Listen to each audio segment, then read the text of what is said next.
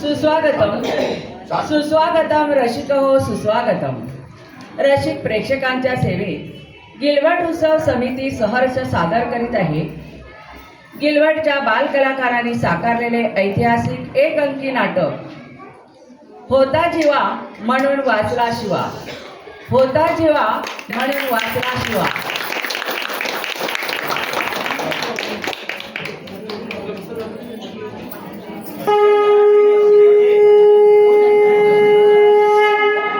इसवी सन 1630 शके 1591 फाल्गुन वद्य द्वितीय या दिवशी 350 वर्षाच्या सुलतानी स्वातंत्र्यानंतर शिवनेरीवर एका स्वतंत्र सूर्याचा जन्म झाला. त्या स्वतंत्र सूर्याचं नाव शिवराय.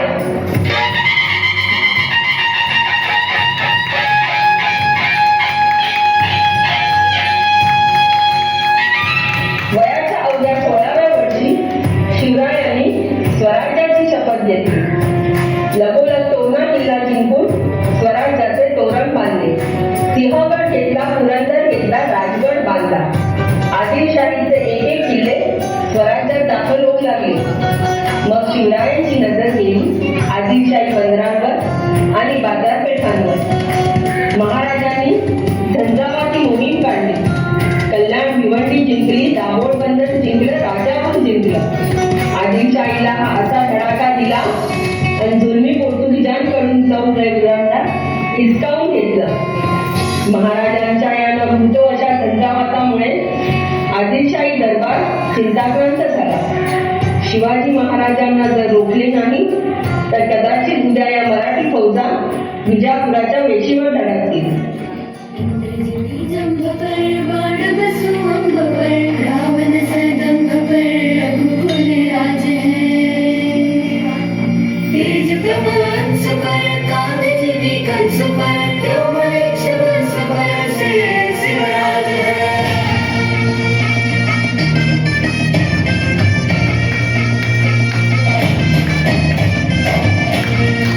मध्ये थोडं मागे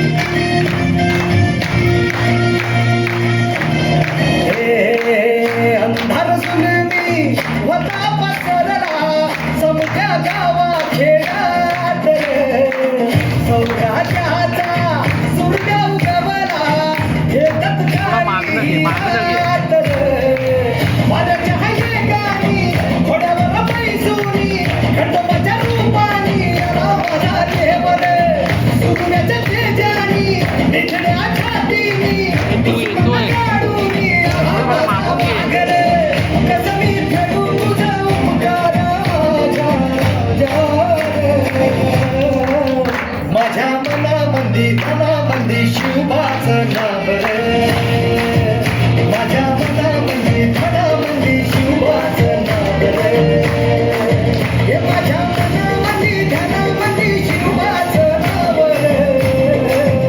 माझ्या मनामंदी धनामंदी शिवबाचं नाव.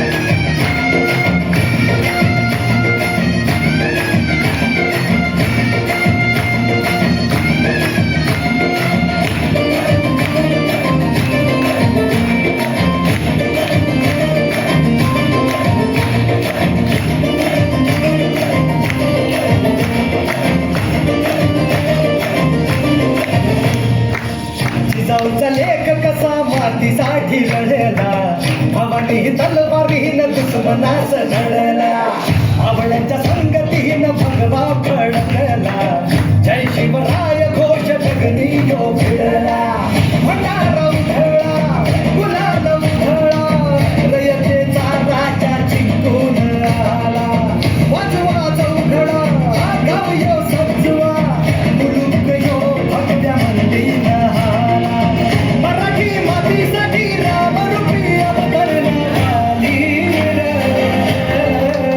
माझ्या मनामंदी धनामंदी शिवबाचं नाव माझ्या मनामंदी धनामंदी शिवबाचं नाव हे माझ्या मनामंदी धनामंदी शिवबाचं नाव माझ्या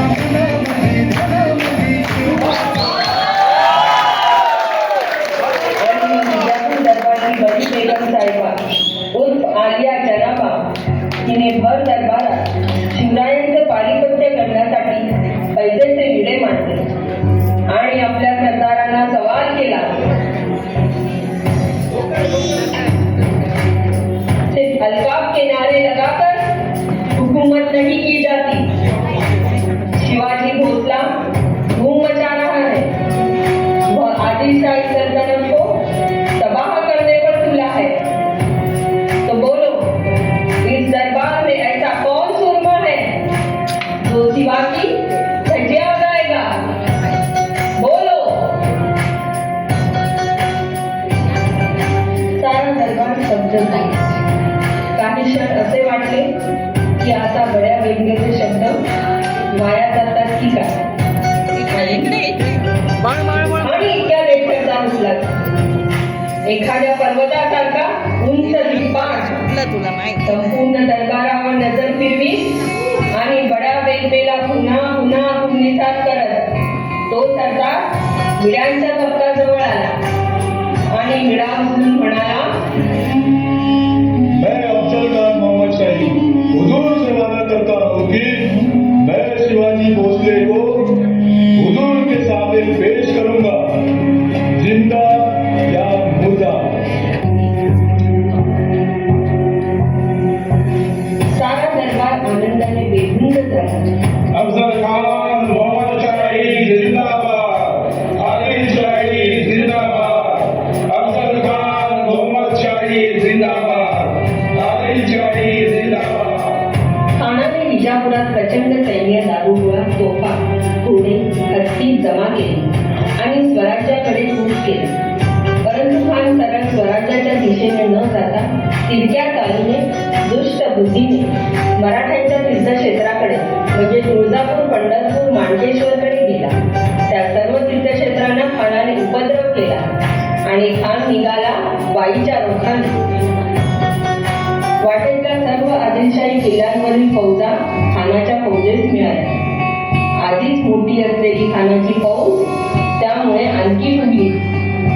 किती? सुमारे 20,000. स्वराज्याची एकूण फौज 5,000 देखील नव्हती. एप्रिल 1659च्या दिवशी ही प्रचंड फौज वाईस पोचली आणि तिथे फौजेचा तळ पडला. महिनाभरात पाऊस सुरू झाल्याने खानाला पुढे हालचाली करता येईना. महाराज त्यावेळी वारीहून सुमारे 15 कोसावर असलेल्या राजगडावर होते आणि जुलै 1659